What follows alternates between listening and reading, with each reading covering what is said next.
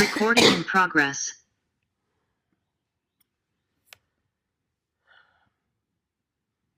கர்த்தருக்கு ஸ்தோத்திரம். நாம் எல்லாரும் முதல்ல ஜெபிப்போம். ஜோதிச்சோமன். அப்பா ஸ்தோத்திரம் ராஜா. ஏசப்பா, இந்த அருமையான காலை வேலைக்காய் நன்றியோடு ஸ்தோத்தரிக்கிறோம் ராஜா. இத்தனை வருட காலம் எங்களை கண்ணின் மணி போல் காத்து வந்திரே ஸ்தோத்தரிக்கிறோம் ஆண்டவர். இந்த புது வருடத்துக்காகவும் நன்றியோடு ஸ்தோத்தரிக்கிறோம் அப்பா. அப்பா, நீங்கள் நல்லவர் அப்பா, நீர் பரிசுத்தர் அப்பா. அப்பா, நீங்கள் நீதிபரர் அப்பா. உம்முடைய வழிகள் எல்லாம் நம்முடைய நீதி உள்ளவைகள் ஐயா. ஹல்லேலூயா, ஹல்லேலூயா, ஹல்லேலூயா. அப்பா, உம்மை நன்றியோடு ஸ்தோத்தரிக்க நீர் தந்த கிருபைக்காய் நன்றியோட ஸ்தோத்தரிக்கிறோம். நீர் எங்கள் வாழ்க்கையில் பொழிந்த உம்முடைய இரக்கத்துக்காய் நன்றியோட ஸ்தோத்தரிக்கிறேன் ராஜா. மரணத்தின் குழியில் இருந்து எங்களை தூக்கி எடுத்தீரே ராஜா. உம்மோடு கூட உன்னதத்தில் எங்களை உட்கார வைத்திருக்கிறீரே, உமக்கு ஸ்தோத்திரம் ஆண்டவரே. உம்மை நன்றியோடு ஸ்தோத்தரிக்கிறேன் ராஜா. அலை கொர்ற மனஷி காரபா லே காரபா. சகல கிருபையும் எங்களே பெருக செய்ய வல்ல தேவனாய் நீர் இருக்கிற ராஜா. இப்பொழுதும் ஆண்டவரே, ஏதோ உம்முடைய வார்த்தையை பேச போகிற பிள்ளையை ஆசீர்வதியும் ஆண்டவரே. வந்திருக்கிற பிள்ளைகளை நீர் ஆசீர்வதியும் ராஜா. ஆண்டவரே, உம்முடைய நித்திய வார்த்தை ஆண்டவரே, அது எங்கள் உள்ளத்தில் நாங்கள் அதை ஸ்டோர் பண்ணக்கூடிய கிருபை எங்களுக்கு தாரும் ஆண்டவரே. நாங்கள் அந்த வார்த்தையின்படி நடந்து உங்களை மகிமைப்படுத்த நாங்கள் பரிசுத்தமாய் வாழ கிருபை தாரும் ஆண்டவரே. எல்லாவற்றையும் உமது கரத்தில் ஒப்பு கொடுக்கிறோம் ஆண்டவரே. நீர் மாத்திரம் மகிமைப்படுவீராக. இயேசுவின் நாமத்தில் வேண்டிக் கொள்கிறோம் நல்ல பிதாவே, ஆமென்.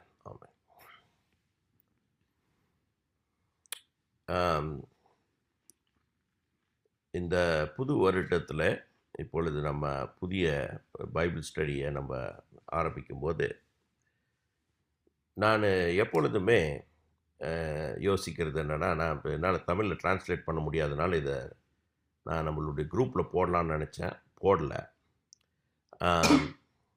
நம்முடைய கர்த்தர் சதா காலங்களிலும் உயிரோடு இருக்கிற தேவாதி தேவன். அவர் நாட்களை எண்ணுவது கிடையாது. நம்ம நல்லா புரிஞ்சுக்கணும். அவர் நீங்கள் ஆதி ஆகமத்தில் ஒரு இரவு உண்டானது, ஒரு பகல் உண்டானது, இந்த நாள் உண்டானது என்று சொல்லும்போது அவர் படைத்த படைப்பின் செய்கைகளை 7 நாட்களாக பிரிந்திருந்தாலும் அவர் 4வது நாளிலே தான் சூரியனையும் சந்திரனையும் நட்சத்திரங்களையும் உண்டாக்குகிறார். அதற்கு முன்பாகவே பூமிக்கு வெளிச்சத்தை கொடுத்து வானத்தையும் பூமியையும் பிரித்து நிலம் ஜலத்திலிருந்து உண்டாக வேண்டும் என்று அவர் சொல்லும் போதெல்லாம் ஒரு நாள் ஆனது என்று எழுதப்பட்டிருக்கிறது. அதிலிருந்து நம்ம என்ன புரிந்து கொள்ள வேண்டுமானால், கர்த்தருக்கு அவர் செய்யும் செய்கைகள் ஒரு நாளாக இருந்தது. ஒவ்வொரு நாளும் ஒரு சில பெரிய காரியங்களை அவர் செய்தார் என்று நாம் பார்க்கிறோம். இப்போ நீங்கள் பார்க்கும்போது நீங்கள் ஆதி ஆகமத்தில் நீங்கள் பார்த்தீங்களானால், அவர் வெளிச்சம் உண்டாக கடவுது என்றார். அந்த நேரத்தில் பிதாவும் குமாரனும் பரிசுத்தாவியானவரும் அங்கே இருந்தார்கள். அவர் வெளிச்சம் உண்டாக கடவுது என்று யாரிடம் சொன்னார் அப்படின்னு பார்த்தீங்கன்னா, நம்முடைய வேத வசனத்தின் பிரகாரம் அவர் இயேசுவினிடத்தில் சொன்னார். இயேசு அதை கீழ்ப்படிந்து செய்தார் என்று தான் நீங்கள் பார்க்க வேண்டும். ஏனென்றால் அவர் சகலமும் அவருடைய சித்தத்தின்படி இயேசு செய்து முடித்தார். அப்போது நான் என்ன சொல்ல வரேன்னா, அன்றைக்கு அவர் வெளிச்சம் உண்டாக கடவுது என்று சொல்லும் போதும் மேலே இருக்கும் வானத்திற்கும் கீழே இருக்கும் மேலே இருக்கும் ஜலத்திற்கும் கீழே இருக்கும் ஜலத்திற்கும் பிரி உண்டாக வேண்டும் என்று சொல்லும் போதும், நிலம் உண்டாக வேண்டும் என்று சொல்லும் போதும், சூரியனும் சந்திரனும் நட்சத்திரங்களும் உண்டாக வேண்டும் என்று சொல்லும் போதும், மனுஷனை உருவாக்குவோமாக என்றெல்லாம் சொல்லும் போதும் அவருடைய வார்த்தைக்கு கீழ்ப்படிந்து நடக்கக்கூடிய ஒரு குமாரன் அவருக்கு இருந்தார். அவர் சொன்ன செய்கைகள் எல்லாம் உடனே நிறைவேறிற்று. ஏனென்றால் கீழ்ப்படிந்து நடக்கக்கூடிய ஒரு குமாரன் அன்றைக்கு இருந்தார். அப்போ அவருடைய கர்த்தருடைய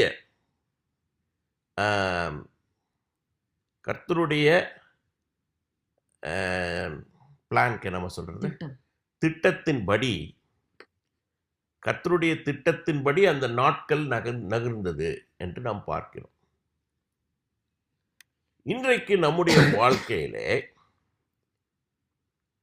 நம்முடைய திட்டத்தின்படி ஒவ்வொரு கல்ச்சர்லேயும் ஒவ்வொரு நாள் இது புதிய வருடம் என்று கொண்டாடுகிறார்கள். உலகத்தில் யூரோப்லேருந்து அமெரிக்காவிலேருந்து தான் இந்த நியூ இயர் அப்படின்னு ஜான்வரி 1 வச்சுக்கிட்டாங்க. இன்னும் ஒரு 15 நாட்களில் என்னுடைய ஃப்ரெண்டு ஒருத்தர் இருக்கார், அவர் சைனீஸ், அவர் போய் சைனீஸ் நியூ இயர் கொண்டாட போகிறார். அது மாதிரி ஒவ்வொரு கல்ச்சர்லேயும் ஒவ்வொருத்தங்க இது புதிய ஆண்டு என்று நிர்ணயித்து கொண்டார்கள். இது கர்த்தருடைய திட்டத்தின்படி அல்ல, மனுஷனுடைய திட்டத்தின்படி நிர்ணயித்து கொண்ட நாட்கள். அதனால நாம் புதிய வருடம் என்று சொல்லுகிறோமே ஒழிய இது கர்த்தருடைய திட்டத்தின்படி நடக்கிற நாட்கள் அல்ல. இதை நம்ம முதல்ல புரிஞ்சுக்கணும். இப்போ கர்த்தருடைய நாட்கள் நகர வேண்டுமானால், அதாவது நம்முடைய வாழ்க்கையிலே கர்த்தருடைய நாட்கள் நகர வேண்டுமானால், கர்த்தர் நம்முடைய வாழ்க்கையிலே வைத்திருக்கிற திட்டங்கள் நிறைவேற வேண்டும். அந்த திட்டங்கள் நிறைவேறுவதற்காக தன்னுடைய சொந்த குமாரனை அன்றைக்கு வானத்தையும் பூமியும் படைத்த இவர் திட்டமிட, இவர் சித்தம் கொள்ள அவர் படைத்தார். அப்படிப்பட்ட குமாரனை இந்த உலகத்திற்கு அனுப்பி நம்முடைய மனுஷனுடைய வழிகளிலே, மனுஷனுடைய லெவலுக்கு அவர் கொண்டு வந்து மனுஷனாலே சிலுவையிலே அறையப்பட்டு ரத்தம் சிந்தி நமக்கு ஒரு ரட்சிப்பை கொடுத்து போனார். அது அவருடைய திட்டம். அந்த ரட்சிப்பை ஒரு நாள் விசுவாசிக்க வைத்தார். தன்னுடைய ஊழியக்காரர்களை அனுப்பி ஏதோ ஒரு நாள் அந்த ரட்சிப்பை நமக்கு விசுவாசி அப்படி என்று விசுவாசிக்க வைத்தார். அதற்கு பிறகு அவருடைய திட்டம் நிறைவேற வேண்டுமானால் நாம் ஒவ்வொரு நாளும் மனம் திரும்ப வேண்டும்.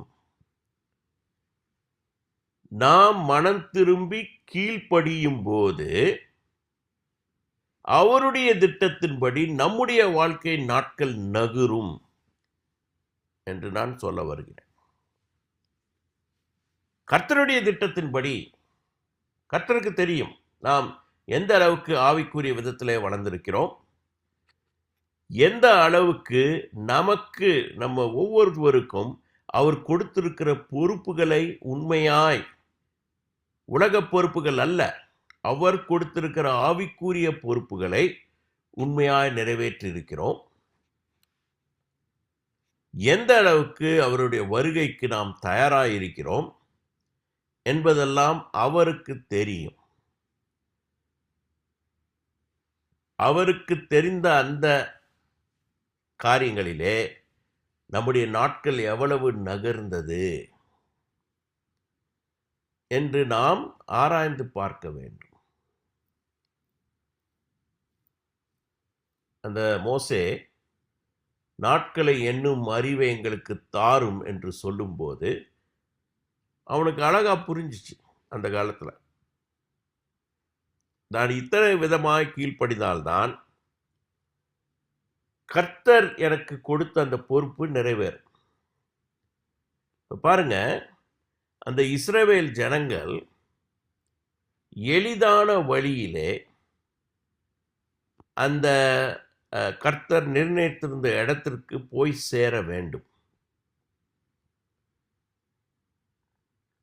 அது எளிதாய் இருக்க வேண்டும் என்று கொஞ்சம் சுத்தி அடிச்சு கூட்டு போனாரு. ஆனா இவங்க ஏறக்குறைய 1.5 வருஷத்திலே அங்க கிட்ட போயிட்டாங்க. ஆனால் இவர்கள் கீழ்ப்படியாததினாலே, கர்த்தர் சொல்றதை கேட்காததினாலே, கர்த்தர் சொல்லுகிறதில் நம்பிக்கை இல்லாமல், விசுவாசம் இல்லாமல் இருந்ததினாலே 40 வருஷம் இவங்க நியூ இயர் கொண்டாடினாங்க. 40 வருஷம் கணக்கு வச்சிருக்கிறாங்க. நான் யோசிக்கிறேன், அப்ப 40 வருடம் ஆனது என்று இவங்க சூரியனை பார்த்தோ, நிலாவை பார்த்தோ, நட்சத்திரத்தை பார்த்தோ, இவங்க ஒரு கேலண்டர் கூட வச்சிருக்கிறாங்க. இந்த வனாந்திரத்தில் கணக்கு வச்சிருக்கிறார். ஏன்னா மனுஷன் முதல்ல கற்றுக்கிட்டது என்ன?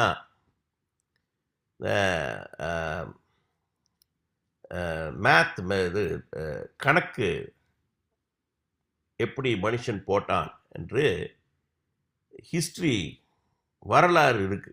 நிறைய பேர் சொல்லியிருக்காங்க. எப்போ மனுஷன் கணக்கு போட கற்றுக்கொண்டான் அப்படின்னு நீங்க பார்க்கும்போது, முதல்ல இவன் எதுக்கு கணக்கு போட கற்றுக்கொண்டான் என்றால், எத்தனை நாட்கள் ஒரு வருடம், எத்தனை நாட்கள் ஒரு மாதம், இதை இவன் கணக்கு போடுறதுக்காக முதல்ல இவனுடைய அறிவை கர்த்தர் கொடுத்த அறிவை உபயோகிக்க ஆரம்பிக்கிறான். ஆனா கீழ்ப்படிய மனசு இல்லை. 40 வருடம் இவங்களுக்கு நாள் நகர்ந்தது. இவங்களுடைய கணக்கு பிரகாரம் நாள் நகர்ந்தது. ஆனா கர்த்தருடைய கணக்கு பிரகாரம் அவருடைய சித்தம் நிறைவேறவில்லை.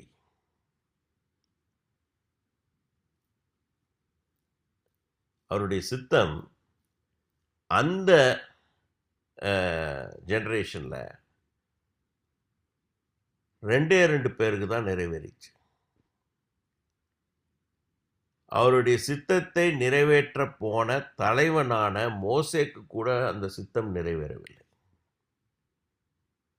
கடைசியில் தலைவனும் கீழ்ப்படியல. கீழ்ப்படிந்த 2 பேர் மாத்திரமே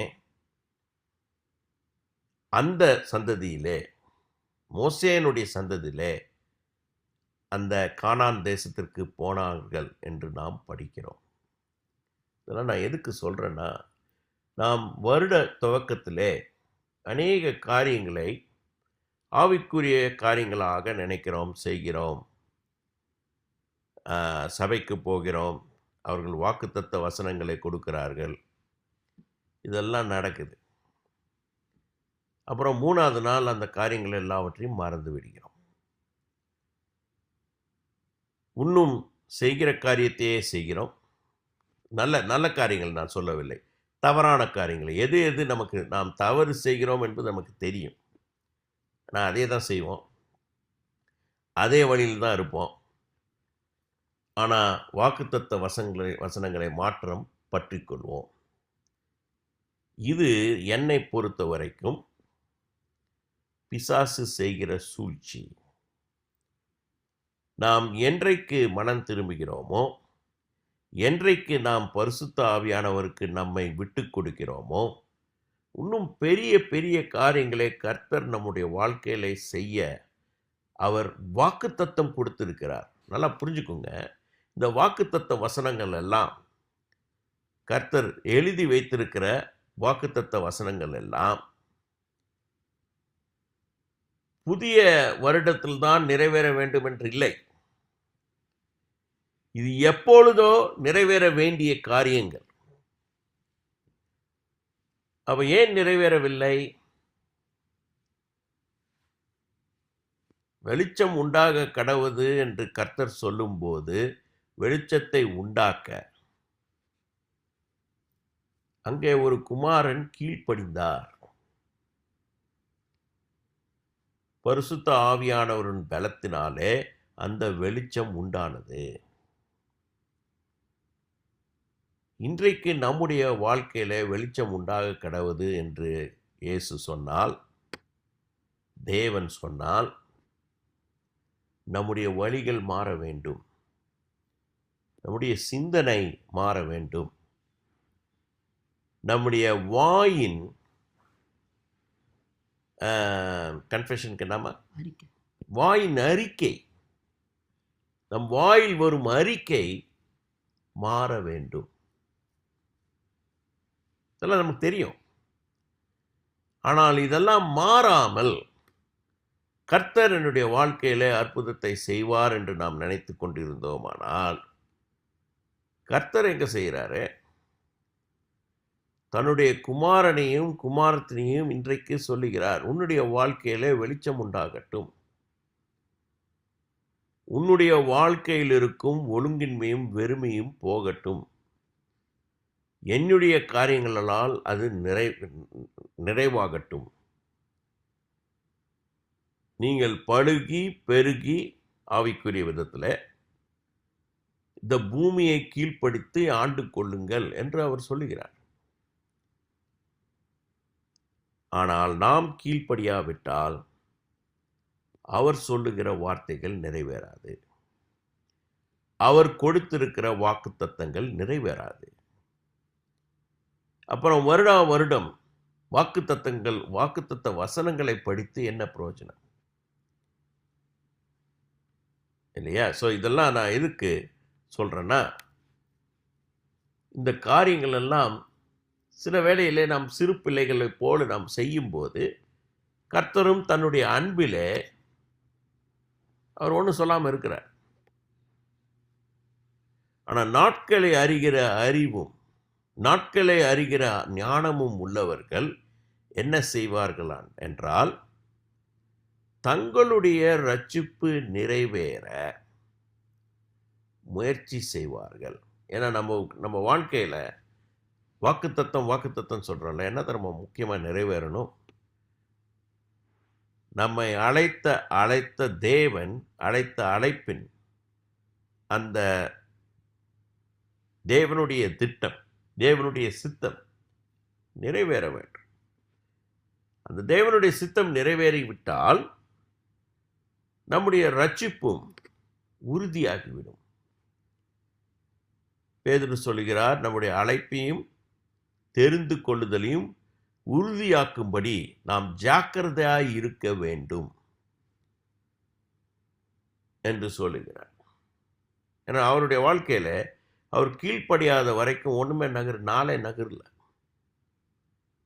அவரை நாள் நகர ஆரம்பிச்சது. ஏன்னா அவர் தான் எக்ஸ்பிளனேஷன் அழகா கொடுத்துருக்காரு. தேவனுக்கு 1000 நாள் ஒரே நாள்ப்பா, ஒரே நாள் 1000 நாள்ப்பா அப்படின்னு. ஏன்னா அவர் புரிந்து கொண்டார், நான் என்னுடைய அழைப்பையும் தெரிந்து கொள்ளுதலையும் நான் உறுதியாக்காவிட்டால் கர்த்தர் எதுவுமே என்னுடைய வாழ்க்கையில் செய்ய முடியாது அப்படின்னு புரிந்து கொண்டார். ஸோ அதனால் நான் இந்த ஊடகம் எனக்கு வந்துட்டு இதுதான் வருஷம், இந்த வருஷம் முடிவில் இப்படி நீ லீவ் எடுக்கணும் அப்படின்னு நாங்கள்லாம் நல்லா கர்த்தர் நல்லா ஆசீர்வதித்தார். நல்ல வெக்கேஷனுக்கு போனோம், எல்லாம் பண்ணோம். சந்தோஷமாக இருக்கும்போது நான் யோசித்தேன், ஓகே இது வரைக்கும் இந்த டாபிக்ஸ் கொடுத்துருந்தாரு, அடுத்த வருடத்திற்கு என்ன டாபிக் அப்படின்னு சொல்லும்போது எனக்கு பட்டது என்னவென்றால், கர்த்தர் ஒவ்வொருவரையும் ஒருத்தரை மட்டும் இல்லை, எல்லாரையும், எல்லா விசுவாசிகளையும் அவரை சேவிக்குவதற்காக, அவருக்கு சேவை செய்வதற்காக, அவருக்கு வேலை செய்வதற்காக நம்மை உருவாக்கினார், தெரிந்து கொண்டார், அழைத்தார். இதுதான் நம்ம புரிஞ்சுக்கணும். நமக்கு இளைப்பாறுதலை கொடுத்தார். அந்த இளைப்பாறுதல் எதுக்குன்னா அவருக்கு வேலை செய்வதற்கு ஆக. ஏனென்றால் நீங்கள் அந்த வசனங்கள்லாம் நம்ம படிக்கலாம். ஆனால் நீங்கள் யோசித்து பார்த்தீங்கன்னா வரப்போகிற நாட்களிலே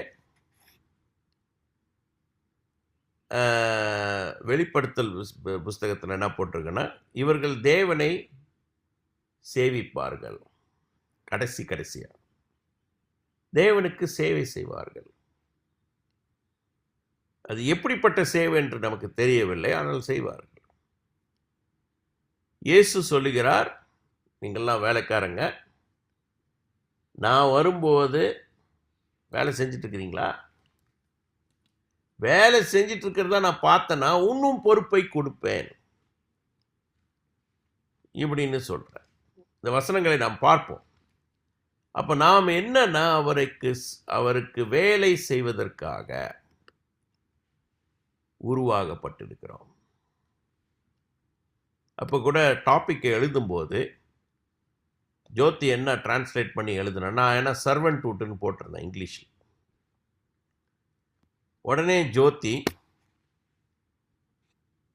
ஊழியம், தேவ ஊழியம், தேவ ஊழியக்காரர் ஏதோ ஒன்று எழுதுனா. நான் என்ன உடனே சொன்னேன், ஊழியம்னு எழுதிடாத. ஏனென்றால் இன்றைக்கு அந்த ஊழியம் என்ற வார்த்தை, தேவ ஊழியம் என்ற வார்த்தை மிகவும் கொச்சைப்படுகிறது என்று. ஏனென்றால் நம்ம ஊழியம் என்று நினைக்கும் போது நம்ம ஏதோ கிங் மாதிரி நினச்சிக்கிறோம், ராஜாக்கள் மாதிரி நினச்சிக்கிறோம். நாம் வேலை செய்வதற்காக இந்த உலகத்தில் உருவாக்கப்பட்டிருக்கிறோம். நமக்கு மேலே இருக்கிறவர், அவர் பெரிய வேலை செஞ்சவர். இந்த உலகத்தில் பயங்கரமான பாடுபட்டு வேலை செய்தார். நீங்கள் பாருங்க, நேற்று எனக்கு இங்கே டெம்பரேச்சர் ரொம்ப லோவாக இருந்துச்சு. ஆனால் நாங்கள் ஹீட்டர்லாம் போட்டு கொஞ்சம் சூடும் ஆயிடுச்சு. ஆனால் நான் போத்திக்கிறதெல்லாம் உதறி தள்ளினேன். அதுக்கப்புறம் குளிர ஆரம்பிச்சது. இந்த குளிரை நான் நேற்று ராத்திரி அதை அனுபவிக்கும் போது நான் யோசித்தேன், ஒரு மனுஷனுடைய உடையெல்லாம் கழற்றி சிலுவையிலே அறைகிறார்கள். அவனுக்கு மற்ற அடியும் பட்டிருக்குது, அடி அடிச்சிருக்கிறாங்க, ஆணிகள் அடித்திருக்கிறார்கள், அங்கே தொங்க வேண்டும். அது இல்லாமல் அந்த குளிரையும் அவன் தாங்க வேண்டும். அப்படி குளிரையும் நம்முடைய இயேசு தாங்கி நமக்காக பாடுபட்டார் என்பது எனக்கு ஞாபகம் வந்தது. இப்போ நமக்கு குளிர்கிறது என்றால் உடனே போர்த்திக் கொள்கிறோம், ஹீட்டர் போடுறோம், அதை போடுறோம், இதை போடுறோம். ஆனால் அந்த மனுஷனுக்கு அந்த சிலுவையிலே தொங்கும்போது அவர் மனிதனாக தொங்கினார். அவருக்கு ஹீட்டரும் கிடையாது, ஒன்றும் கிடையாது.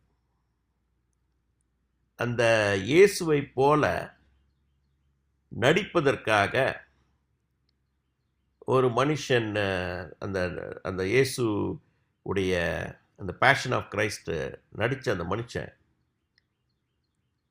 அவனுக்கு அவன் சொன்னான், 2-3 காரியம் நடந்தது. அவன் சும்மா நடிக்கிறான்.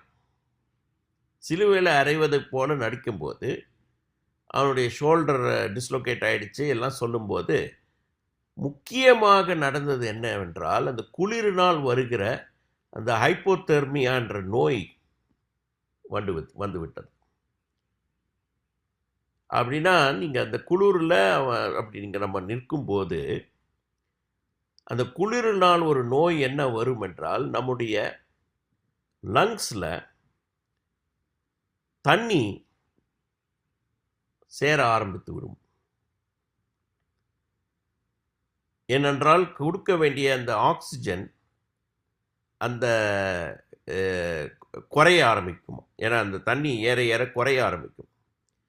அப்போ மூச்சு திணறியே ஒரு மனுஷன் இறந்து விடுவான் என்று சொல்லுகிறாங்க. அதாவது ஹைப்போதெர்மியா நோயை நீங்கள் படிக்கும்போது, இது எல்லாம் கர்த்தர் நமக்காக சுமந்து கொண்டார்.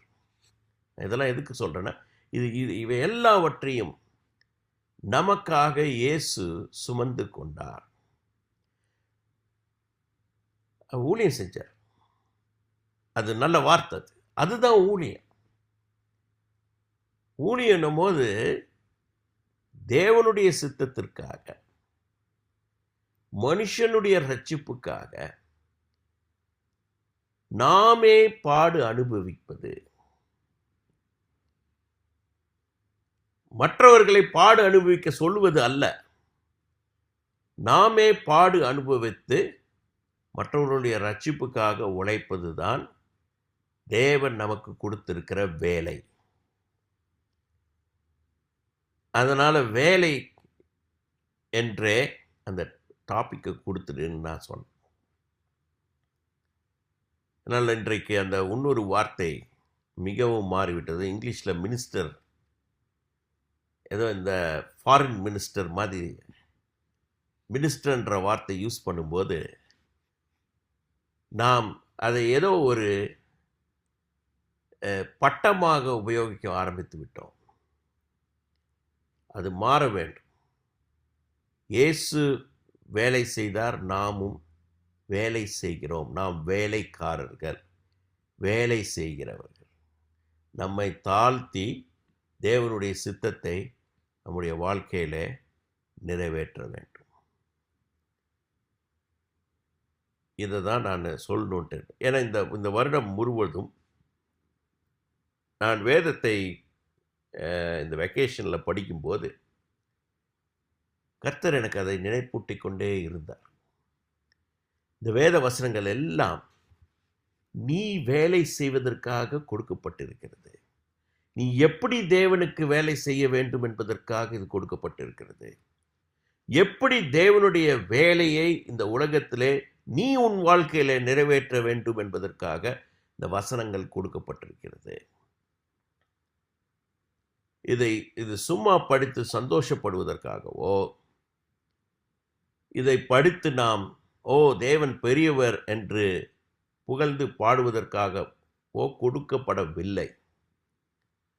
நாம் நம்முடைய வேலையை பொறுப்பாய் செய்து முடிக்க வேண்டும் என்பதற்காக இது கொடுக்கப்பட்டது என்று கர்த்தர் என்னிடத்தில் பேசும்போது நான் நினைத்தேன், அப்போது நம்ம வேத வசனங்களை வைத்து எப்படி அவருக்கு வேலை செய்யலாம், எந்த விதமாய் நாம் வேலை செய்யலாம் என்று நாம் அதை படிப்போம் என்று இந்த வருடம் நான் யோசித்திருக்கிறேன். கர்த்தருக்கு மகிமை உண்டாகட்டும். ஸோ அதை நம்ம யோசிச்சுட்டு இன்றைக்கு நாம் 2 பாடல்களை பாடப்போகிறோம். ஒன்று நான் வாட்ஸ்அப்பில் கொடுத்துருக்கேன். இந்த உண்மை நினைக்கிறோம்.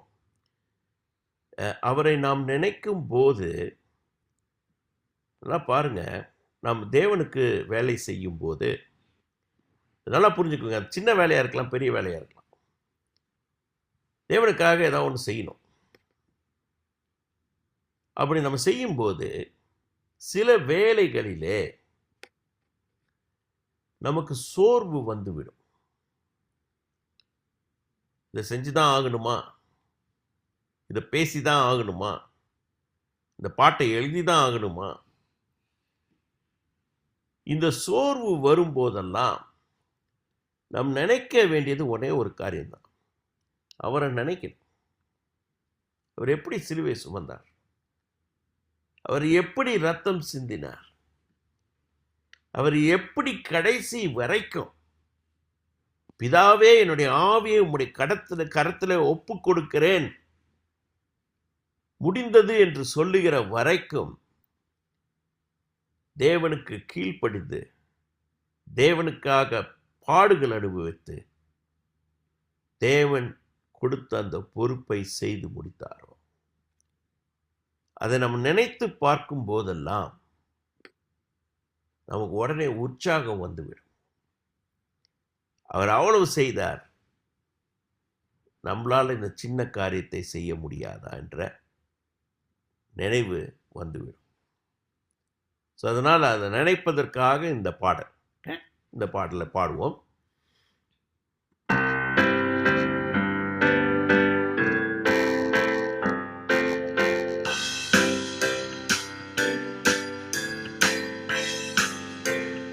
உம்மை நினைக்கிறோம், இன்றே நினைக்கிறோம், சிலுவை சுமந்த ரத்தம் சிந்திய உம்மை நினைக்கிறோம், கர்த்தாவே உம்மை நினைக்கிறோம்.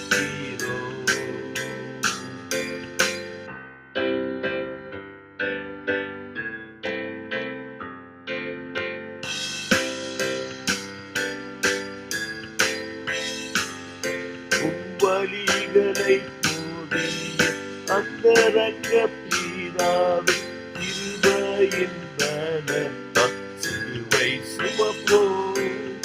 உம்மிலுள்ள உறவினால் இயேசுவை போல் மாறி உம்மை நினைத்திடுவோம். கர்த்தாவே உம்மை நினைத்திடுவோம்.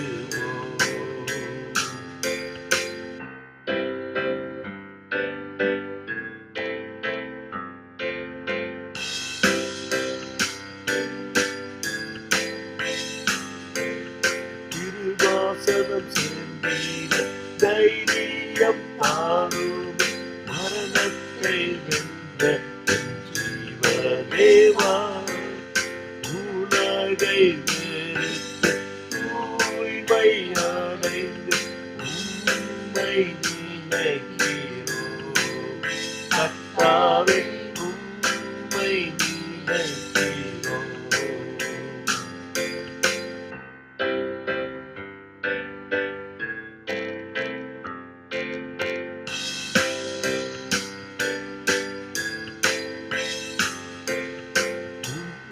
ஒன்றாகி மணவாள தேவன் சத்திய சாட்சிய பொறுப்பேற்கவே, இச்சளவில் இல்லாமல் நடக்கையில் காண்பித்து உம்மை நினைத்திடுவோம்.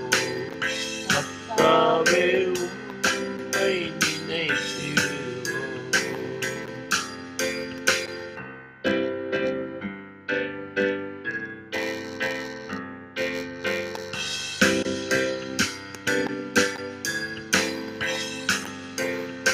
உம்மை நினைக்கிறோம், இன்றே நினைக்கிறோம், சிலுவை சுமந்த ரத்தம் சிந்திய உம்மை நினைக்கிறோம். கர்த்தாவே உம்மை நினைக்கிறோம். கர்த்தருக்கு ஸ்தோத்திரம். இன்றைக்கு இன்னொரு பாடல், கொஞ்சம் பழைய பாடல், ஆனால் இது இந்த பெர்க்மான்ஸ் பாட்டு, ஒரு அருமையான பாடல். கடந்து வந்த பாதைகளை நினைத்து பார்க்கிறேன் என்ற பாடல்.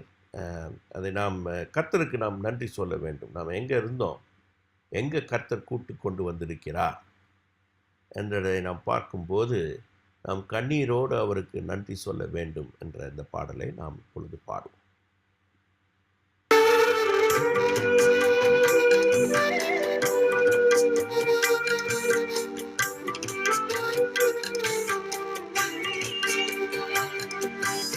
கடந்து வந்த பாதைகளை திரும்பி பார்க்கிறேன், கண்ணீரோடு கர்த்தாவே நன்றி சொல்கிறேன், நன்றி சொல்கிறேன். கடந்து வந்த பாதைகளை திரும்பி பார்க்கிறேன். கண்ணீரோடு கர்த்தாவே நன்றி சொல்கிறேன், நன்றி சொல்கிறேன், நன்றி சொல்கிறேன், நான் நன்றி சொல்கிறேன். அப்பா நன்மைக்கு நன்றி. ராஜா உமக்கு நன்றி, அப்பா உமக்கு நன்றி, ராஜா உமக்கு நன்றி.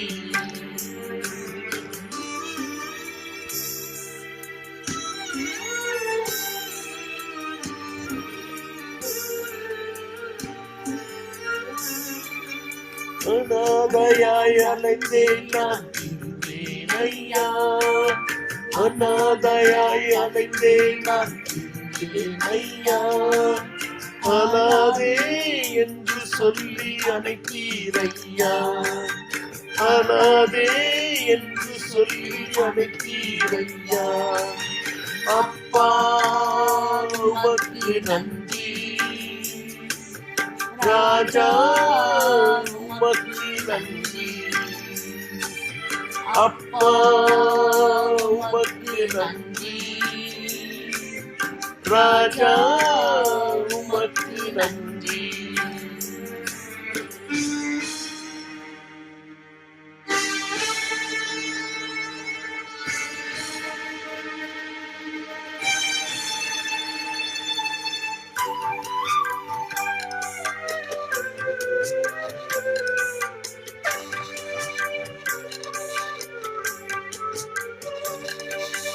எதிராய் வந்த சூழ்ச்சிகளை முறியடித்தீரே, எதிராய் வந்த சூழ்ச்சிகளை முறியடித்தீரே. எந்த நிலையிலும் உம்மை துதிக்க வைத்தீரே, எந்த நிலையிலும் உம்மை துதிக்க வைத்தீரே. அப்பா உமக்கு நன்றி, ராஜா உமக்கு நன்றி, அப்பா உமக்கு நன்றி, ராஜா உமக்கு நன்றி.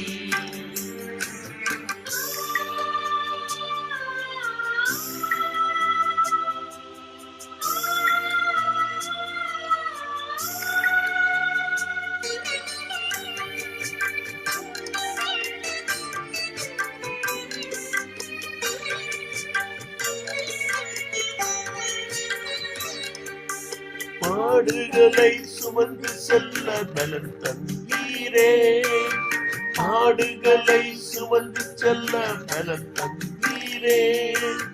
பரிசுத்தமாய் வாழ்வு வாழ துணை செய்தீரே, பரிசுத்தமாய் வாழ்வு வாழ துணை செய்தீரே. அப்பா உமக்கு நன்றி, ராஜா உமக்கு நன்றி, அப்பா உமக்கு நன்றி, ராஜா உமக்கு நன்றி.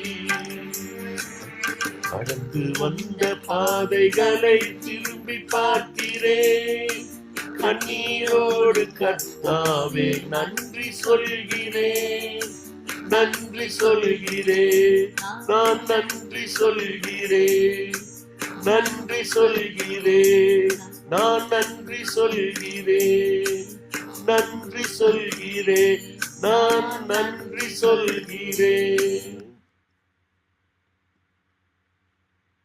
கர்த்தருக்கு ஸ்தோத்திரம். நம்ம முதலாவதாக இந்த வெளிப்படுத்தின புஸ்தகம், வெளிப்படுத்தல் புஸ்தகம் 22வது அதிகாரம்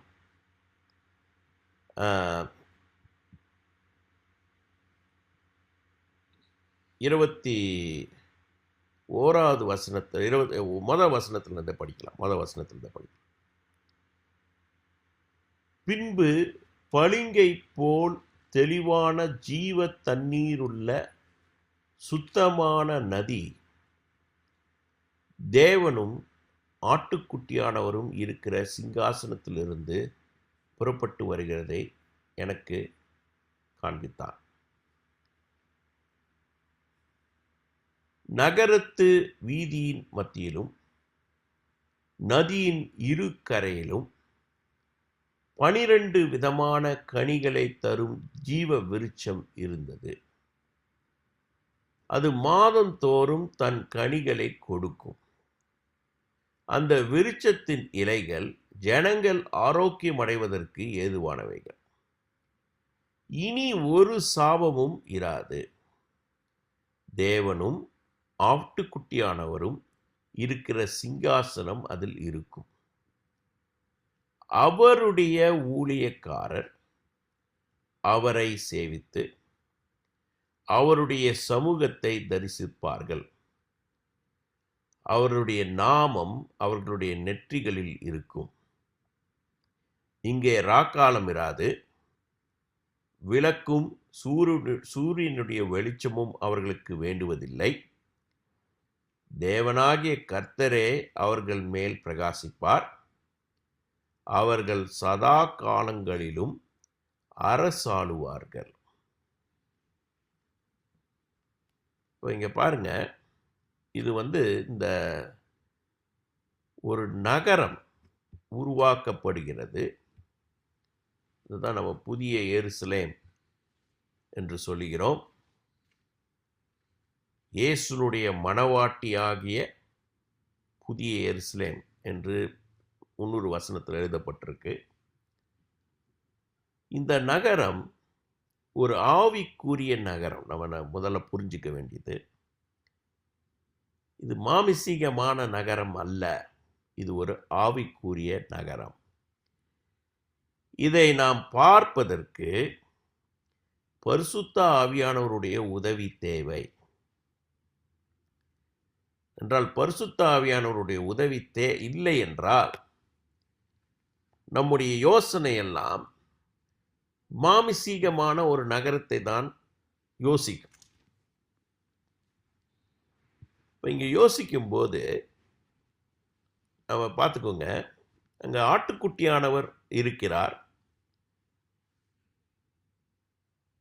சிங்காசனம் இருக்கிறது. சிங்காசனங்கள் இல்லை, 2 சிங்காசனம் இல்லை, ஒரே சிங்காசனம் தான் அங்கே இருக்கு.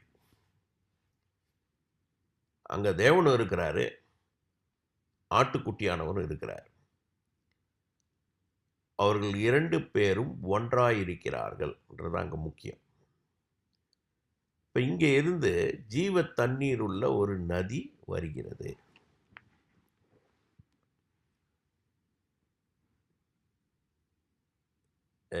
இயேசு கிட்ட இயேசு போய் இந்த சமாரிய ஸ்திரீயிடம் கேட்கிறார், எனக்கு தாகத்துக்கு தா என்று.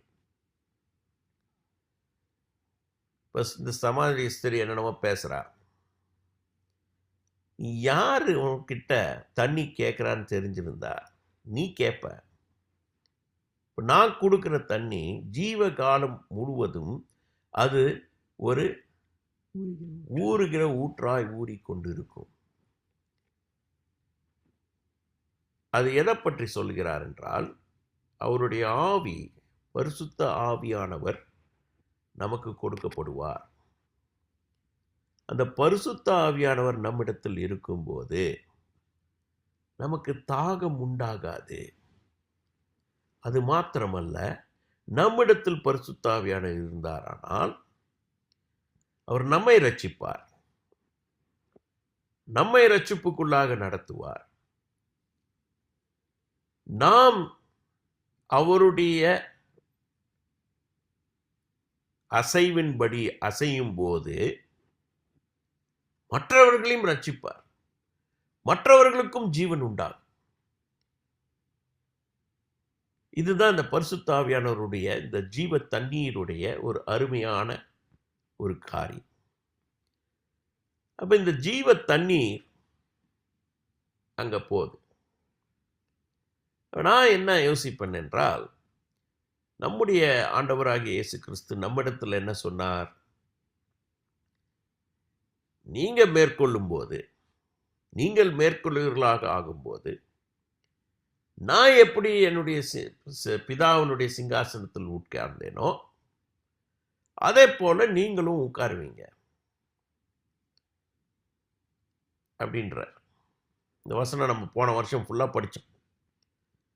இப்போ பார்த்தீங்கன்னா இங்கே கடைசி நாளிலே இந்த நகரத்திலே சிங்காசனம் போடப்பட்டிருந்தால், தேவன் அங்கே உட்கார்ந்திருந்தால், ஆட்டுக்குட்டியானவர் அங்கே உட்கார்ந்திருந்தால், நாமளும் அங்கே உட்கார்ந்துருப்போம்.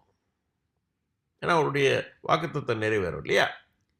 இப்போ இந்த நகரத்திலிருந்து அப்போ நம்ம இவங்க எல்லாருக்கிட்டையும் பரிசுத்தாவியானவர் இருக்கிறார். அவர் நதியாக பாய்கிறார்.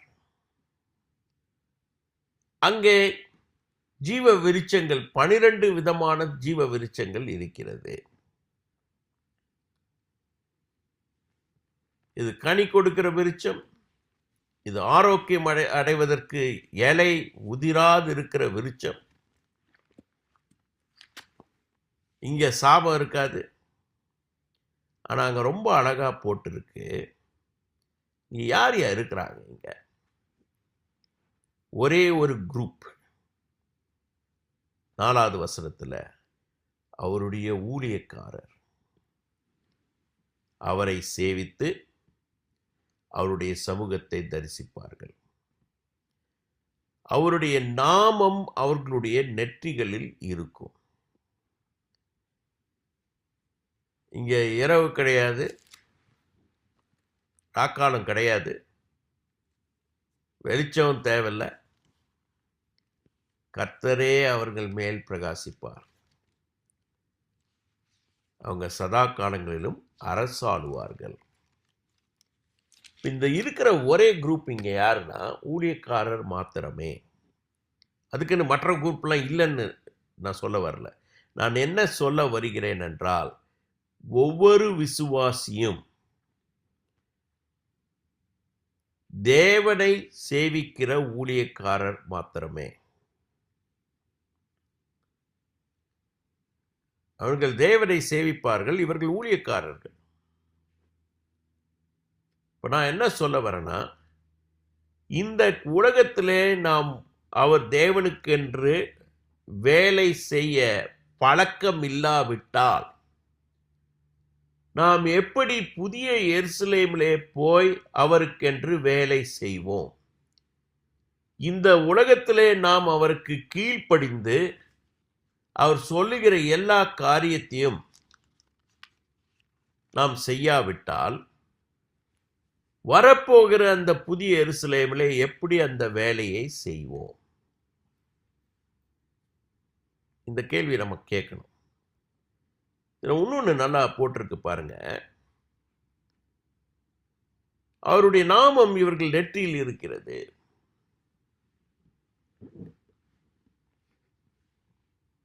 அப்படின்னா என்ன அர்த்தம்னா, ஒவ்வொருவருக்கும் ஒவ்வொரு நாமம் தரிப்பிக்கப்படுகிறது. சில வேளைகளிலே கர்த்தரே சில மனுஷனுக்கு நாமத்தை தரிப்பிக்கிறார்.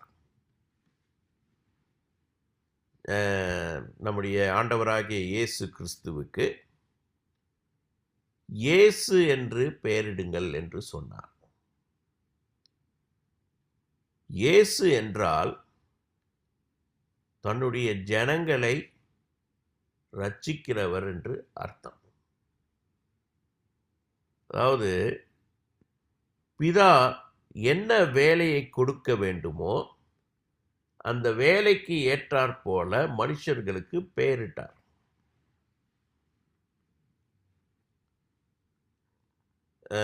நீங்க இவன் சிம்சோனை பார்த்தீங்கன்னா, அவனுக்கு சிம்சோன் பேர் இடணும். ஏன்னா அவன் பயங்கர தேவனுக்கென்று ரொம்ப ஸ்ட்ராங்கா இருப்பான். இஸ்ரவேல் என்று அவர் யாக்கோபுக்கு பெயரிடும்போது, நீ மனுஷனையும் தேவனையும் மேற்கொண்டாயே என்றார். இப்படி இவங்க வாழ்க்கையில எப்படி அவருடைய சித்தத்தை நிறைவேற்றுவார்களோ அவர்களுக்கு அப்படி பெயர் கொடுத்தார். சீமோன் என்று இருந்தவனை நீ பேதுரு, நீ கல்லியா, நீ அசைய முடியாது. நீ அசைய மாட்ட. அந்த பரிசேயர் சதுசேயர் கடைசியில் வந்து பேதுருவை மிரட்டுறாங்க. நீ இயேசுவை பற்றி இனி பிரசங்கிக்க கூடாது. முதல் தடவை பயந்துடுறார். இயேசு சிலுவையில் அறையப்பட போகும்போது நீ இயேசுவோட இருந்தவன் தானன்னு எல்லாம் சொல்லும்போது, ஐயோ நான் அப்படியே இல்லையே அப்படின்னு சொல்ற பயந்த மனிதன் இயேசு உயிர் தெளிந்து பரிசுத்த ஆவியானவரனால் அபிஷேகிக்கப்பட்ட பிறகு என்ன சொல்றாருன்னா, நான் உங்களுக்கு எப்படி கீழ்ப்படிய முடியும்? மனுஷனுக்கு நான் எப்படி கீழ்ப்படிவேன்? எங்கள் தேவன் எங்களுக்கு சொல்லிட்டார், நாங்கள் இயேசுவை பிரசங்கிக்க வேண்டும் என்று தேவன் கொடுத்த கட்டளை. நீ என்ன வேணாலும் செஞ்சுக்கோ, நான் இயேசுவை பிரசங்கிப்பேன். அசைக்க முடியல அவரை. அதை முதல்ல இயேசு அறிந்திருந்தார். அதனால தான் சொன்னார், நீ சீமோன் இல்லை, நீ பேதுரு. இப்படி ஒவ்வொருவருக்கும் அந்த நாமம் கொடுக்கப்பட்டது. ஆனால் எல்லா நாமத்துக்கும் மேலான நாமம் தேவனுடைய நாமம். அவர் நாமத்துக்கு ஒரு பர்பஸ் இருக்கு. அந்த பர்பஸ் இந்த ஊழியக்காரர்கள் தலையில எழுதியிருக்கிறார். இப்போ இன்றைக்கு நாம் ஊழியம் செய்ய வேண்டும், தேவனுக்காக வேலை செய்ய வேண்டும் என்று சொல்லும்போது அதனுடைய என்ன, வாட் இஸ் த பர்பஸ், அதுக்கு என்ன நோக்கம், அதனுடைய நோக்கம் என்ன? நோக்கம் என்னன்னா தேவனுடைய நோக்கமா இருக்கணும். மனுஷனுடைய நோக்கமாய் நாம் இருக்க முடியாது. இங்க பார்த்தீங்கன்னா நிறைய பேர் நாம் நோக்கங்கள் வைத்துக் கொண்டு இருக்கிறோம். நான் இத்தனை மனுஷர்களை நான் சந்திக்க வேண்டும், இத்தனை மனுஷர்களுக்கு நான் இயேசுனுடைய சாட்சியாய் இருக்க வேண்டும் என்று நம்ம சில நேரத்தில் யோசிக்கிறோம். இத்தனை பேருக்கு சுவிசேஷத்தை சொல்ல வேண்டும், இத்தனை டிராக்ட் கொடுக்கணும், இப்படியெல்லாம் நம்ம பிளானே பண்ணக்கூடாது. தேவன் என்ன சித்தம் கொண்டு இருக்கிறாரோ அதை நான் செய்ய வேண்டும். அந்த சித்தம் கொண்டு இருக்கிறார் என்று நமக்கு எப்படி தெரியும்? அந்த நிமிஷத்துல அப்போ பரிசுத்த ஆவியானவர் என்ன சொல்கிறாரோ அதை செஞ்சிடணும். அதுக்காக நம்ம காத்திருக்க வேண்டும், அதற்காக நாம் ஜெபிக்க வேண்டும். ஐயா இன்னைக்கு நான் என்ன செய்யணுமோ அதை செஞ்சிடறேன். அப்ப என்ன ஆகும்னா அவர் வெளிச்சத்தை நமக்கு தருவார். இங்க அரசாளுவார்கள் போட்டிருக்கு, சதா காலங்களிலும் அரசாளுவார்கள் என்று போட்டிருக்கு. நான் முதல்ல சொல்லிட்டேன் வேலை செய்யணும்னு சொல்லிட்டேன், இப்போ அரசாள்வார்கள் போட்டிருக்குதே, இப்போ நான் கிங்கு தானே அப்படின்னு நீங்க கேட்டீர்களானால் இது எப்படிப்பட்ட கிங்ன்றதை புரிஞ்சுக்கோங்க. அவர் தாவீது இப்படி எழுதுறாரு, கர்த்தர் என் வலது பார்சத்தில் இருக்கிறார் போட்டிருக்கேன். வலது பார்சத்தில் இருப்பதனால் நான் அசைக்கப்படுவது இல்லை அப்படின்னு போட்டிருக்கிறார். என் கூட கர்த்தர் இருக்கிறாரியா, என்னை யாரும் அசைக்க முடியாது.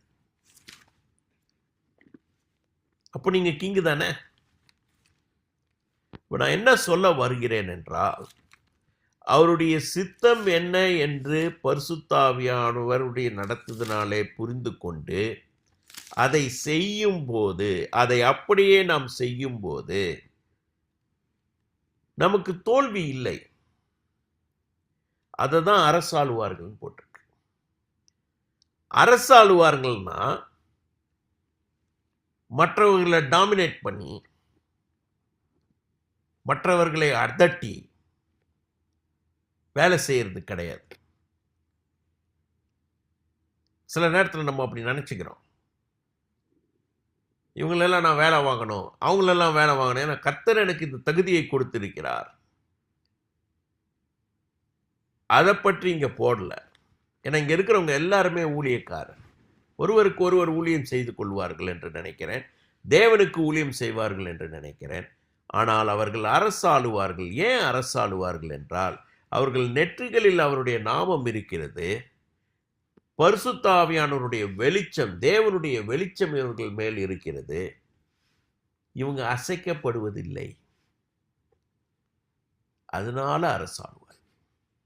சில வேளையிலே நான் பார்த்திருக்கிறேன், பரிசுத்த ஆவியானவர் சில காரியத்தை சொல்லியிருப்பார். அதுக்கும் நான் செய்ய வேண்டியதுக்கும் சம்மந்தமே இருக்காது. சரி, அவர் சொன்னாரேன்னு போய் செய்தோமானால் அங்க பார்த்தீங்கன்னா எல்லாமே அப்படியே நடக்கும். அது அந்தந்த நேரத்தில் விழும். அப்போ நமக்கு கொஞ்சம் ராஜா மாதிரி ஃபீலிங் வரும். அந்த அரசாளுவார்கள் என்று போடப்பட்டிருக்கிறது. இதெல்லாம் நான் எதுக்கு சொல்கிறேன்னா, இதை கடைசியில் நாம் சதா காலங்களிலும் என்ன செய்ய போகிறோம்? சதா காலங்களிலும் அவரை சேவிக்க போகிறோம். அவருக்கு ஊழியம் செய்ய போகிறோம். அரசாள போகிறோம். இதான் கடைசியில் நடக்குது. இப்போ இந்த பாருங்க, இந்த ஜீவ வெளிச்சம் இங்கே வந்துடுச்சு, இந்த நதி வந்துடுச்சு, தேவனுடைய சிங்காசனமும் ஆட்டுக்குட்டியானவருடைய சிங்காசனமும் இங்கே வந்து விட்டது. இங்கே அவரை அரசாளுவதற்கு ஊழியக்காரர்கள் வந்து விட்டார்கள். சரி, அது அங்க நடக்குது. ஆனா இந்த உலகத்திலும் நான் ஊழியம்தான் செய்ய வேண்டுமா? அப்படி என்றால் என்ன மாதிரி வேலை செய்வேன்? நான் வேலை செய்ய வேண்டும் என்றால் என்ன மாதிரி வேலை செய்ய வேண்டும் என்று சொல்லும்போது இன்னும் எனக்கு 5-6 நிமிஷம் இருக்குது. அதில் நான் ஒன்னே இந்த நாளில் கொடுத்து அடுத்த வாரம் இன்னும் அதிகமாக இதை நாம் யோசிப்போம். நீங்கள் ஆதியாகமம் 2ஆம் அதிகாரத்தை எடுத்தீர்களானால், இந்த வானமும் பூமியும் உண்டான நாட்கள் என்று சொல்லும்போது இங்கே இப்படி போட்டிருக்கிறது. 2 நாளில் பாருங்க, ஆதியாகமம் 2 நாளில், தேவனாகிய கர்த்தர் பூமியையும் வானத்தையும் உண்டாக்கின நாளிலே வானமும் பூமியும் சிருஷ்டிக்கப்பட்ட வரலாறு இவைகளே. அதாவது அதிகாரத்தில் எப்படி ஒவ்வொரு நாளும் சிருஷ்டித்தார் என்று சொல்லும்போது இப்படி தான் நடந்துச்சுன்னு ஒரு ஃப்ளாஷ்பேக் மாதிரி இங்கே கொடுக்குறாங்க. நிலத்தினுடைய சகலவித செடிகளும் பூமியின் மேல் இன்னும் உண்டாகவில்லை, நிலத்தினுடைய சகலவித பூண்டுகளும் இன்னும் முளைக்கவில்லை. ஏனெனில் தேவனாகிய கர்த்தர் பூமியின் மேல் இன்னும் மழையை பெய்ய பண்ணவில்லை, நிலத்தை பண்படுத்த மனுஷனும் இருந்ததில்லை. இப்போ நீங்கள் அதிகாரத்தில் பார்ப்பீங்க, இந்த நாளில் எல்லாம் புல் பூண்டு மரம் எல்லாம் வரணும் அப்படின்னு கர்த்தர் சொல்கிறார். அது ஒரு ஆசீர்வாதம். ஆனால் இன்னும் அது நடக்கலை. ஏன்னா இங்கே இன்னும் எதுவும் முளைக்கலை. அப்போ 6வது வசனத்தில், அப்பொழுது மூடு பனி பூமியிலிருந்து எழும்பி பூமியெல்லாம் நனைத்தது. இப்போ வாட்டரிங்க நடந்துருச்சு.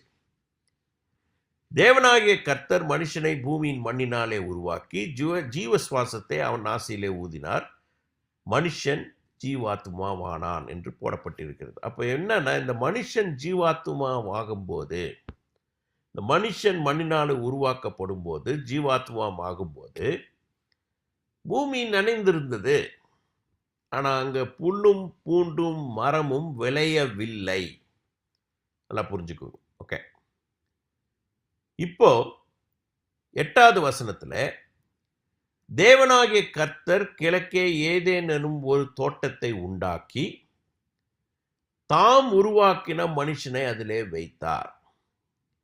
தேவனாகிய கர்த்தர் பார்வைக்கு அழகும் புசிப்புக்கு நலமுமான சகல வித விருட்சங்களையும் தோட்டத்தின் நடுவிலே ஜீவ விருட்சத்தையும் நன்மை தீமை அறியத்தக்க விருட்சத்தையும் பூமியிலிருந்து முளைக்க பண்ணினார்.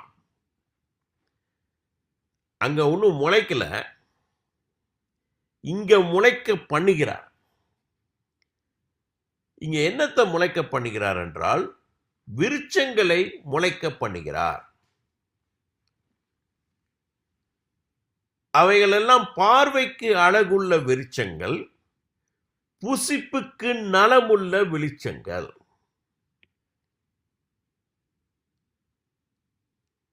ஆனா இவைகள்லாம் எப்படிப்பட்ட விருட்சங்கள் என்று காண்பிக்கிறதுக்கு இங்க 2 வித விருட்சங்களே இங்கே சொல்லப்பட்டிருக்குது. மற்ற விருட்சங்களும் இருக்கு. ஒரு விருட்சம் நன்மை தீமை அறியத்தக்க விருட்சம். இன்னொரு விருட்சம் ஜீவ விருட்சம், ஜீவனை கொடுக்கக்கூடிய விருட்சம். ரெண்டு விருட்சம் இருக்குதா? அப்ப இவைகளை இந்த விருட்சங்களும் பார்வைக்கு அழகுள்ளதாகவும் புசிப்புக்கு நலமுள்ளதாகவும் இருந்திருக்க வேண்டும். அப்போ புசிப்புக்கு நலமுள்ள விருட்சம் என்று நாம் சொல்லும்போது இந்த தோட்டத்திலே இருந்த விருட்சங்கள் எல்லாம் எப்படிப்பட்ட நலத்தை குறிக்கிறது என்றுதான் கேள்வி. இவைகள் எல்லாம் ஒரு மனுஷனுடைய ஆவிக்குரிய நலத்திற்காக கொடுக்கப்பட்டது என்று நான் சொல்கிறேன். ஏனென்றால் இந்த விருட்சங்கள் எல்லாம் ஆவிக்குரிய விருட்சங்களாய் இருக்கிறது. இந்த ஆவிக்குரிய விருட்சங்கள் ஆவிக்குரிய நலத்திற்காக அங்க வைக்கப்பட்டிருக்கிறது என்று நான் சொல்லுகிறேன். ஏனென்றால் இதே தோட்டம் தான் அங்க இருக்கு அப்படின்னு இயேசு சொல்றார்.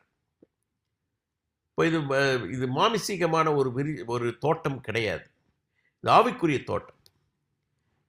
ஆனா இந்த ஆவிக்குரிய தோட்டத்திலே தண்ணீர் பாய்ந்தது. அது பிறகு பெரிய ஆறுகளாக மாறி அந்த ஆறுகள் நிறைய காரியங்களை கொடுக்குது. அதெல்லாம் போடப்பட்டிருக்கு. ஆனா 2:15 சொல்ல வேண்டிய வசனத்தை நான் கடைசியா சொல்லணும். தேவனாகிய கர்த்தர் மனுஷனை ஏதேன் தோட்டத்தில் அழைத்து கொண்டு வந்து அதை பண்படுத்தவும் காக்கவும் வைத்தார். இந்த தோட்டத்தை பண்படுத்துறதும் காக்கிறதும் மனுஷனுடைய வேலை கொடுத்தார். ஆதாம் தூங்கிட்டு இருக்கிறதுக்காக தோட்டத்துக்கு கொண்டு வரவில்லை, அதை பண்படுத்தவும் காக்கவும் உன்னுடைய வேலை. அப்புறம் ஒரு காரியத்தை சொல்லுகிறார், நீ சகல வித கனிகளையும் இங்க இந்த தோட்டத்தில் நீ புசிக்கலாம். பார்வைக்கு அழகு, புசிப்புக்கு நலமுள்ள எல்லா கனிகளையும் நீ புசிக்கலாம். அங்க நடுவில் இருக்கிற ஜீவ விருட்சத்தின் கனியை நீ புசிக்கலாமா? நீ புசிக்கலாம், புசிக்க வேணான்னு சொல்ல, இங்க எல்லாத்தையும் புசிக்கலாம். ஆனால் இந்த நன்மை தீமை அறியத்தக்க கனியை மாத்திரம் புசிக்காத அப்படின்னு ஒரு கட்டளையும் தேவன் கொடுக்கிறார்.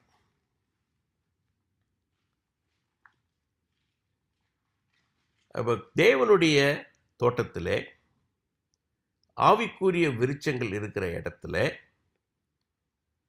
நமக்கு கொடுக்கப்பட்ட வேலை, அதாவது ஒரு மனுஷனுக்கு கொடுக்கப்பட்ட வேலை, நீ இதை பண்படுத்தி காக்க வேண்டும். முளைய செய்தது கர்த்தர், விருட்சத்தை கொடுத்தது கர்த்தர். ஆனால் நீ இதை பண்படுத்தி காக்க வேண்டும். அதே சமயத்தில் அந்த ஆவிக்குரிய தோட்டத்திலே கர்த்தர் சொல்லுகிற ஒவ்வொரு கட்டளைக்கும் நீ கீழ்ப்படிய வேண்டும் என்பதுதான் ஆதாமுக்கு முதலாய் கொடுக்கப்பட்ட இன்ஸ்ட்ரக்ஷன்ஸ். இந்த மனுஷன் செய்யவில்லை, ஏதேன் தோட்டத்திலிருந்து துரத்தப்பட்டான். நான் இயேசு சொல்லுகிறார், ஜெயம் கொள்ளுகிறவன் எவனோ அவன் ஜீவ விருட்சத்தில் இருக்கும் கனியை புசிக்க நான் கொடுப்பேன். இப்போ எங்கே விட்டோமோ அதை பிடிக்க போகிறோம் திருப்பி. அதனால் நமக்கு இந்த உலகத்தில் என்ன வேலைன்னு பார்த்தீங்கன்னா, அந்த ஆவிக்குரிய கனிகள் கொடுக்கும் விருட்சத்தை பாதுகாப்பது தான் இங்கேயும் நமக்கு வேலை.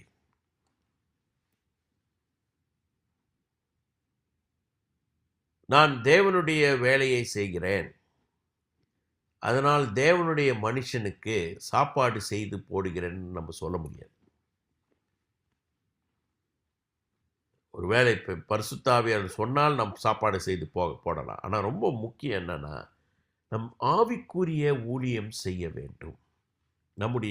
நமக்கு தேவன் கொடுத்திருக்கிற வேலை அது ஒரு ஆவிக்குரிய வேலை.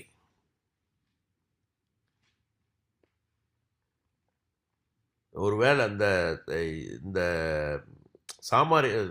சமாரிய ஸ்திரியை இயேசு பார்க்கும்போது, இயேசு எல்லாம் செய்கிறார். அவர் அந்த அந்த சமாரிய ஸ்திரிக்கு சில ஆவிக்குரிய ஆலோசனைகள் சொல்கிறார். அதனால் அந்த ஊரே இயேசுவை பார்க்க வந்தது. இதெல்லாம் நடக்கும்போது இந்த ஊழியக்காரர்கள், அதாவது இயேசுனுடைய சீஷர்கள் அவரிடத்தில் வந்து இந்தாங்க உணவு சாப்பிடுங்கன்னு சொல்லும்போது அவர் சொல்கிறார், இயேசு எனக்கு வேறு உணவு என்னுடைய பிதா கொடுத்து விட்டார். ஏன்னா நாம் அந்த தேவனுடைய அந்த ஆவிக்குரிய வேலையை நாம் செய்யும்போது நமக்கு இன்னும் தேவன் நம்மை உற்சாகப்படுத்துகிறார், இன்னும் நம்மை தேவன் அபிஷேகிக்கிறார், இன்னும் தேவன் நமக்கு கொடுக்க வேண்டிய அந்த ஸ்கில்ஸ் எல்லாத்தையும் கொடுத்துருவார். அதனால் கர்த்தருக்கு பிரியமானவர்களே, நாம் இந்த வருஷ துவக்கத்தில் ஆரம்பிக்கும் போது நான் எதற்காக உருவாக்கப்பட்டேன்? நான் உருவாக்கப்பட்டது தேவனுக்கென்று ஒரு காரியத்தை நான் செய்ய, ஆவிக்குரிய காரியத்தை நான் செய்ய என்று நினைத்து கொண்டு இந்த வருடம் நீங்கள் ஒவ்வொருவரும் தேவனுக்கென்று வேலை செய்து தேவனை மகிமைப்படுத்த வேண்டும் என்று நான் கேட்டுக்கொள்கிறேன். ஜெபம் பண்ணலாம். நேசிக்கிற நல்ல பிதாவே, இந்த அருமையான வேலைக்காக நமக்கு நன்றி. இந்த வேலையிலும் எங்களை கூடி வர செய்ததுக்காக நமக்கு நன்றி. அப்பா, நீர் எந்த நேரத்தில் எப்பொழுது வருவீர் என்று நாங்கள் அறியோம். ஆனால் நீர் சொல்லியிருக்கிறீர், நீங்கள் நான் வரும்போது ஒரு நல்ல ஊழியக்காரனாக நான் உன்னை காண விரும்புகிறேன். இயேசு வருவதற்கு நாள் ஆகும் என்று சொல்லி தன்னுடைய காரியங்களை தேடுகிற ஊழியக்காரனா இல்லாமல், அவர் விட்டு போன அந்த வீட்டில் இருக்கும் அனைவருக்கும் நேரத்திற்கு உணவு கொடுக்கிற ஊழியக்காரனாக பார்க்க வேண்டும் என்று இயேசு சொல்கிறார். ஆனால் ஆண்டவரே, நாங்கள் மனம் திரும்ப வேண்டும். உம்முடைய காரியங்களை நாங்கள் எப்படி செய்ய வேண்டும் என்று ஜெபித்து தெரிந்து கொண்டு அதற்கு கீழ்ப்படிந்து அதன்படி நாங்கள் செய்யும்படியாக எங்களை நீர் ஆசீர்வதியும். எங்களுக்கு அபிஷேகத்தை தாரும், ஞானத்தை தாரும், கிருபையை தாரும். நீர் வருவதற்கு முன்பாக நீர் எங்களுக்கு கொடுத்த சித்தத்தை முழுவதுமாய் முடிக்க நீர் கிருபை தாரும். இயேசு நாமத்தில் வேண்டிக் கொள்கிறேன், ஜீவனுள்ள நல்ல பிதாவே. ஆமென். அடுத்த வாரம் நாம் சந்திப்போம்.